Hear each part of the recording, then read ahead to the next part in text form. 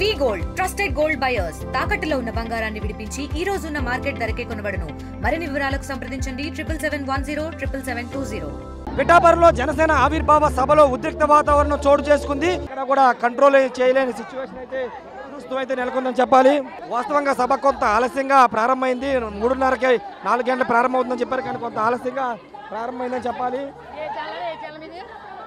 పూర్తిగా వీళ్ళంతా కూడా బారికేడ్లు గోడలు దుక్కుంటూ వస్తున్నటువంటి సిచ్యువేషన్ అయితే కనబడుతుంది.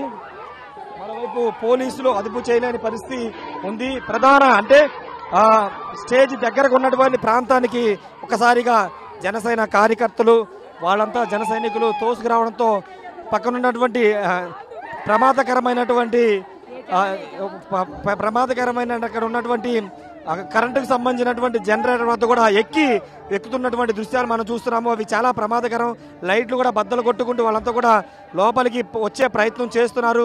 అది కనుక ప్రమాదం జరిగితే ఖచ్చితంగా ఇబ్బందికర పరిస్థితి ఉండే అవకాశం ఉంది. గ్యాలరీల్లో ఆల్రెడీ జనం భారీగా చేరుకున్నప్పటికీ స్థలాభావం లేకపోవడంతో కార్యకర్తలందరూ కూడా ఒకసారిగా తోసుకొచ్చే ప్రయత్నం అయితే చేస్తున్నటువంటి సిచ్యువేషన్ అయితే నెలకొందని చెప్పాలి. ఒకసారి చూస్తున్నాం కదా విజువల్స్లో.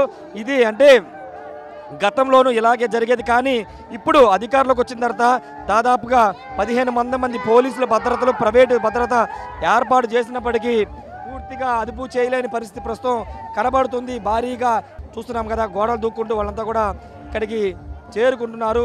ఇంకా పవన్ కళ్యాణ్ సభకి చేరుకోకముందే ఇక్కడ ఉద్రిక్త వాతావరణం అయితే మనకి కనబడుతుంది. మొత్తం కూడా పవన్ కళ్యాణ్ పదే చెబుతుంటాడు, ఎక్కడ ఉద్రిక్తలకు వెళ్ళొద్దు, ప్రశాంతంగా సభ జరుపుకుందామని. కానీ ప్రస్తుతం ఎక్కడా కూడా వీళ్ళు అదుపు చేయలేని పరిస్థితి నెలకొందని చెప్పాలి. పూర్తిగా అదుపులోకి రాలేని పరిస్థితి ప్రస్తుతం నెలకొందని చెప్పాలి.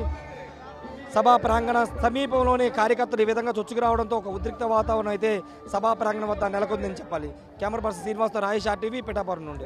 మరిన్ని వీడియోస్ కోసం ఛానల్ ని సబ్స్క్రైబ్ చేయండి. లేటెస్ట్ అప్డేట్స్ కోసం వాట్సాప్ ఛానల్ ని ఫాలో అవ్వండి. ఆ లింక్ డిస్క్రిప్షన్ లో ఉంది.